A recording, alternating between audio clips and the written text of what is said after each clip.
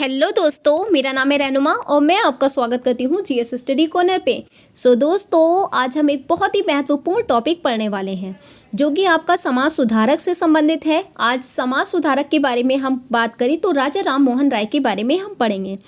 इसके बाद आप स्वामी विवेकानंद के बारे में देखेंगे, दयानंद सरस्वती के बारे में सुनेंगे, आत्माराम पांडुरंग के बारे में देखेंगे। तो इन सारी चीज़ों पर हम डिस्कस करेंगे, लेकिन इससे पहले आज का जो वीडियो है आपका राजा राम मोहन राय पर है। अगर आप इस वीडियो को पूरा देख लेते हैं तो ये 100% श्योर है कि आपका राजा राम मोहन राय से बनने वाला कोई भी टॉपिक, कोई भी प्रश्न आपका इससे छूटने वाला नहीं है। ठीक है, तो आज का जो टॉपिक है हम चलिए इसको स्टार्ट करते हैं। तो राजा राम मोहन राय के बारे में बात करें तो इनको कई अलग अलग नामों से जाना जाता है, क्योंकि इन्होंने जो कार्य किए थे, जो इनके कार्य हैं, उस वजह से इनको अलग अलग नामों से पुकारा जाता है। इन्हें नव जागरण के अग्रदूत भी कहा जाता है, आधुनिक भारत के पिता भी कहा जाता है, भारतीय राष्ट्रवाद के पिता कहा जाता है, अतीत और भविष्य के बीच पुल या अतीत और भविष्य के बीच मध्य सेतु का काम भी इन्होंने किया है। ठीक है, और इन्हें भारतीय समाज सुधारक के नाम से भी जाना जाता है, क्योंकि क्या था कि समाज में बहुत ज़्यादा कुरीतियाँ फैल चुकी थी, बहुत ज़्यादा रूढ़िवादी विचार फैले हुए थे। क्योंकि आप जानते हैं इनका जब जन्म हुआ था तो इनका जन्म 1774 में इनका जन्म हुआ था, और उस समय आप जानते हैं 1813 के जब चार्टर एक्ट आता है, 1813 का चार्टर एक्ट जब भारत में आता है तो पहली दफ़ा ईसाई मिशनरियों को भारत में आने की इजाज़त दी गई थी। और आप ये भी जानते हैं कि ईसाई मिशनरी जब भारत आई थी तो अपने एक उद्देश्य के साथ वो भारत आई थी। क्यों? वो यहाँ पर अपने धर्म का प्रचार प्रसार करना चाहती थी, अपने धर्म को बढ़ावा देना चाहती थी और अपने धर्म को बढ़ा रही थी। उसी दौरान क्या था, उस समय जो समाज था वो अलग अलग समाज, चाहे हिंदू धर्म कह लो या मुस्लिम, जो इस्लाम, चाहे कोई भी धर्म हो, उसमें अलग अलग तरह की बुराइयां, कुरीतियों ने जगह बना रखी थी। और राजा राम मोहन राय अपने हिंदू धर्म से संबंधित थे, लेकिन अपने धर्म के समर्थक थे, लेकिन फिर भी ये समाज में सुधार चाहते थे, क्योंकि कुछ ऐसी बुराइयां, अनेक बुराइयां, कुरीतियां आ चुकी थी, रीति रिवाज ऐसे आ चुके थे जिसने समाज को काफ़ी हद तक नीचे की ओर अग्रसर किया था। यानी समाज जो था वो शिक्षा की ओर ना जाकर के पुरानी रीति रिवाजों को फॉलो कर रहा था। ठीक है, तो आप जानते हैं क्योंकि उस समय जो था सती प्रथा फैली हुई थी, और जो नीची जात के लोग होते थे उन्हें शिक्षा पाने में, जानते हैं आप वी.आर. अम्बेडकर के बारे में जाने तो उन्हें शिक्षा के मतलब नीची जो जात के लोग थे उन्हें शिक्षा प्राप्त करने का अधिकार नहीं था, स्त्रियों को शिक्षा प्राप्त करने का अधिकार नहीं था, लोगों की अलग सोच थी। तो उसी सोच को, उनके जो विचार थे उनको बदलने का काम किया उन्होंने, समाज में सुधार करने का काम किया, एक तरह से उन्होंने जागरण किया है, इसीलिए उन्हें नव जागरण के अग्रदूत भी कहा जाता है। ठीक है, तो उन्होंने समाज को सुधारने का काम किया, और जो बुराइयां थीं, जो कुरीतियां थीं, उसको दूर करने के लिए उन्होंने ब्रह्म समाज की स्थापना की थी। तो चलिए अब वीडियो को इसके पॉइंट टू पॉइंट पढ़ेंगे और चीज़ों को अच्छे से समझते चलेंगे। तो जैसे कि मैंने आपको बताया, नवजागरण के अग्रदूत कहा जाता है, आधुनिक भारत के पिता भी कहा जाता है, और भारतीय राष्ट्रवाद का पिता भी कहा जाता है। अतीत और भविष्य के बीच पुल का काम या अतीत और भविष्य के बीच सेतु का काम, इस तरह के नामों से भी जाना जाता है। ठीक है, और ये भारतीय समाज सुधारक थे, ये बात आप जानते ही हैं। चलिए नेक्स्ट पर चलते हैं। तो राजा राम मोहन राय के बारे में और हम कुछ बहुत ज़्यादा डिटेल में इनसे नहीं पूछा जाता है, लेकिन फिर भी हम इनके कुछ डिटेल्स को जान लेते हैं। ठीक है, तो इनसे रिलेटेड, इनके जीवन से संबंधित हम महत्वपूर्ण तथ्यों को जानेंगे। तो सबसे पहली चीज़, इनका जन्म की अगर बात करें तो इनका जन्म कब हुआ था? 1774 में बंगाल के हुगली जिले के राधानगर में हुआ था। तो इनका जन्म कहाँ हुआ था? 1774 में। कहाँ पे? बंगाल के हुगली जिले के राधानगर में हुआ था। हो सकता है मे बी वो आपको कोलकाता दे दे, तो आप याद रखिएगा कोलकाता भी किसके अंडर में आता है? तो बंगाल के अंडर में आता था। ठीक है, तो नेक्स्ट पॉइंट पर चलते हैं। नेक्स्ट आपका पॉइंट है नेक्स्ट की बात करें तो पिता जो इनके थे, अगर पिता की बात करें तो पिता इनके कौन थे? रमाकांत राय थे, जो क्या थे? बंगाल के नवाब के यहाँ पर नौकरी किया करते थे। ठीक है, अगर हम राजा राम मोहन राय की प्रारंभिक शिक्षा के बारे में बात करें तो इन्होंने शिक्षा वाराणसी, पटना से अपनी शिक्षा प्राप्त की। ठीक है, अगर हम इन्हें भाषाओं के ज्ञान के बारे में जाने तो राजा राम मोहन राय विद्वान थे, बहुत ही ज़्यादा शिक्षा, बहुत ही ज़्यादा ज्ञान था इन्हें, कई भाषाओं का, अनेक भाषाओं का ज्ञान था। अंग्रेज़ी, संस्कृत, फारसी, उर्दू और कई भाषाओं का इन्हें अच्छी तरह से ज्ञान था। ठीक है, चलिए हम आगे, अब हम राजा राम मोहन राय के विचारों पर कुछ बात कर लेते हैं। अब हम उन विचारों के बारे में बात करते हैं जो कि आपके जो है ऑप्शन में दे दिए जाते हैं। आपसे पूछा जाता है राजा राम मोहन राय किसके समर्थक थे? तो पहली चीज़ आप देख लेंगे, सबसे पहली बात है आपके लिए जो इम्पोर्टेंट है वो चीज़ है, राजा राम मोहन राय ने क्या किया था? मूर्ति पूजा का विरोध किया था, मूर्ति पूजा का खंडन किया था, उन्होंने खुलकर इस बात का विरोध किया था। ठीक है, हालांकि वो किस धर्म से संबंधित थे? हिंदू धर्म से संबंधित थे, लेकिन फिर भी वो मूर्ति पूजा का खंडन करते थे। और उन्होंने, एक बार क्या हुआ था, उनके पिताजी से राजा राम मोहन राय जी की बहस हो गई थी, उनके बीच में मतभेद रहता था, वो मूर्ति पूजा का खंडन करते थे, जबकि इनके पिताजी रमाकांत जी मूर्ति पूजा के समर्थक में थे। और क्योंकि ये इसके खिलाफ थे, इन्होंने इस मतभेद में क्या कर दिया था? अपने घर को छोड़ दिया था। ठीक है, और अगर हम इनके और विचारों पर बात करें तो इन्होंने क्या किया था? एक ईश्वरवाद पर जोर दिया था। इन्होंने कहा था ईश्वर क्या है? एक है, चाहे उसको मानने के तरीके अलग हो, लेकिन ईश्वर क्या है? एक है। ठीक है, और अगर हम बात करें तो किसके समर्थक थे? तो इन्होंने कहा था ये पाश्चात्य शिक्षा के समर्थक थे। पाश्चात्य शिक्षा का आप मतलब समझ रहे हैं, इसका अर्थ है अंग्रेजी शिक्षा के समर्थक थे। इन्होंने जो 1813 के एक्ट के तहत जो ईसाई मिशनरियाँ भारत आई थी, और 1813 का जब एक्ट आया था उसके तहत क्या था? 1 लाख रुपए भारतीयों की शिक्षा पर खर्च करना तय हुआ था, जिसमें भारतीयों के लिए स्कूल्स बनाए गए थे, शिक्षा के लिए स्कूल बनाए गए थे, और उसमें कहा था पाश्चात्य शिक्षा वो लोग अब दे रहे थे। तो आपसे इस तरह से पूछा जाता है राजा राम मोहन राय किस शिक्षा के समर्थक थे? तो आपके इस तरह से आता है प्राच्य शिक्षा और पाश्चात्य शिक्षा।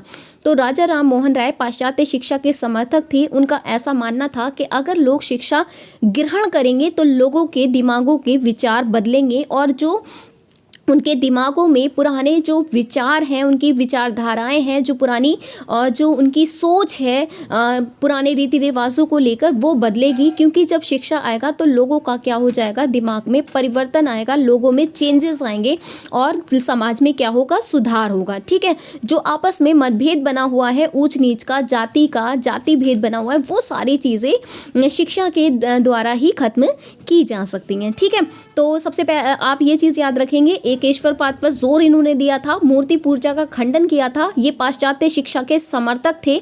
और एक और पॉइंट अगर हम देखें तो इन्हें क्या कहा जाता है? राजा राम मोहन राय को भारतीय पत्रकारिता के अग्रदूत या जन्मदाता के रूप में भी जाना जाता है। ठीक है, चलिए अब हम इनके कुछ महत्वपूर्ण कार्यों पर बात करते हैं, जो इनके महत्वपूर्ण कार्य हैं, जिनसे रिलेटेड आपके बहुत सारे क्वेश्चंस बनते हैं, और सिर्फ क्वेश्चंस ही नहीं बनते बल्कि आपसे डायरेक्ट सीधे क्वेश्चंस पूछे जाते हैं। ठीक है, तो चलिए अब हम उस पर चलते हैं।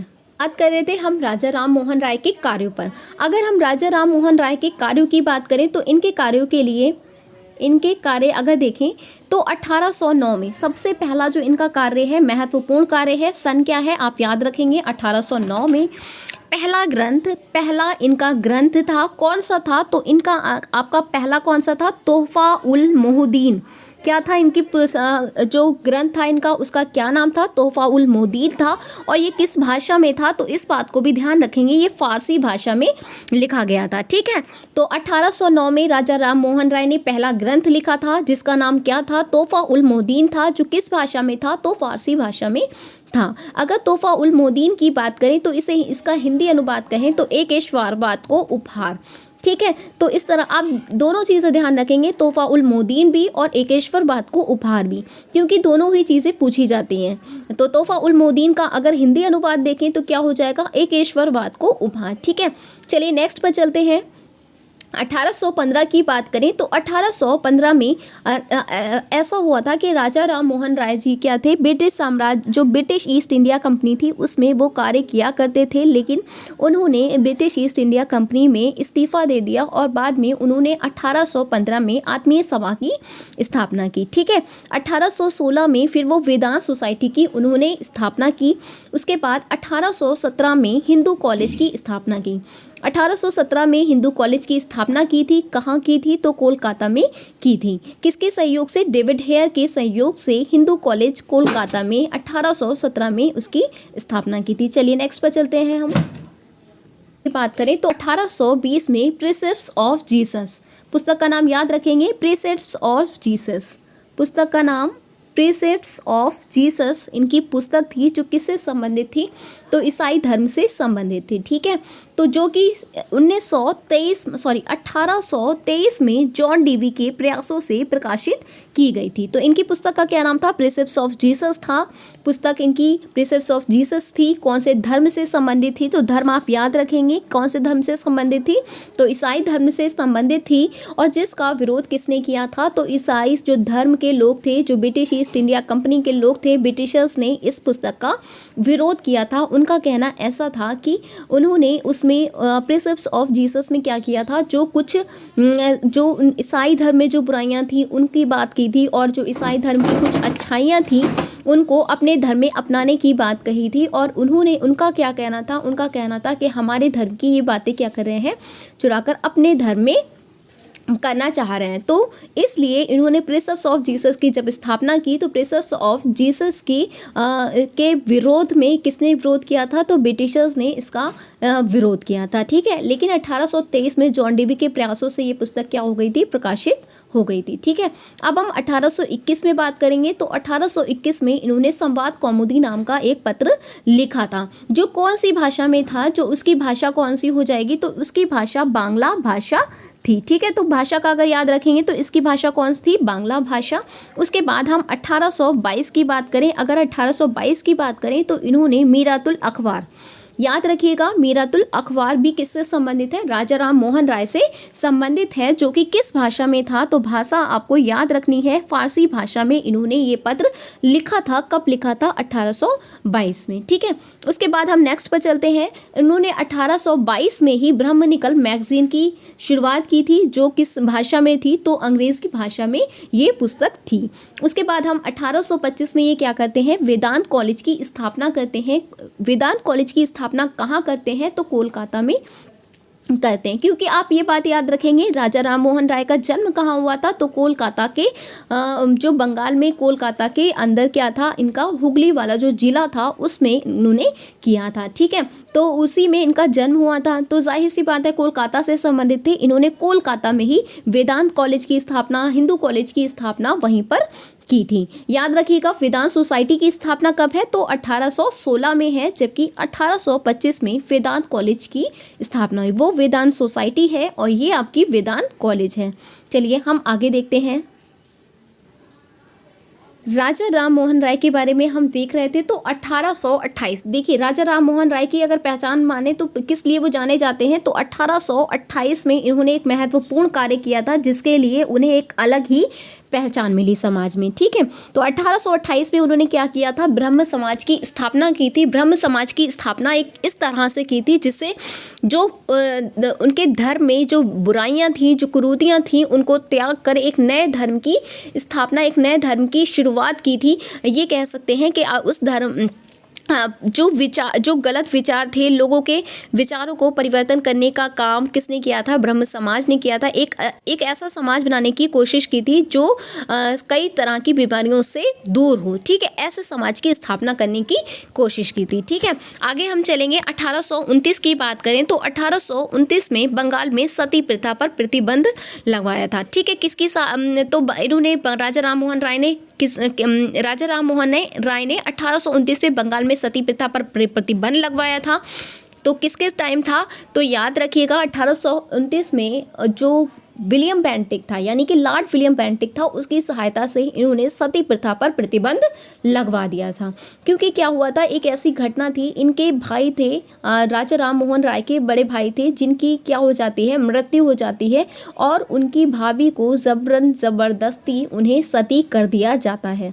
ऐसी घटना क्या कहती है, राजा राम मोहन राय ये देखकर उनका हृदय जो है एकदम, पहले ही वो इन सारी चीज़ों के खिलाफ थे और उन्होंने क्या सोच लिया था, अपने हृदय में ये दृढ़ निश्चय कर लिया था कि हम सती प्रथा पर प्रतिबंध लगवा कर रहेंगे। ठीक है, उसके बाद क्या हुआ था, 1830 में अगर देखें तो अकबर द्वितीय द्वारा राजा की जो उपाधि, जो नाम के आगे आप ये देख रहे हैं राजा लगा हुआ, नाम के आगे जो राजा लगा हुआ है, ये जो राजा लगा हुआ है ये किसके द्वारा दिया गया था, तो ये राजा की उपाधि और किसी के द्वारा नहीं, बल्कि अकबर द्वितीय ने राजा की उपाधि राजा राम मोहन राय को दी थी। अकबर द्वितीय ये वही अकबर द्वितीय है जो मुगल बादशाह अकबर द्वितीय हैं। मुगलों में एक बादशाह थे अकबर, जो अकबर द्वितीय थे। याद रखिएगा, बहादुर शाह जफर के बाद बहुत ही कमज़ोर शासक आए, इसलिए उनका नाम आपको पढ़ने को नहीं मिलता है। लेकिन अकबर द्वितीय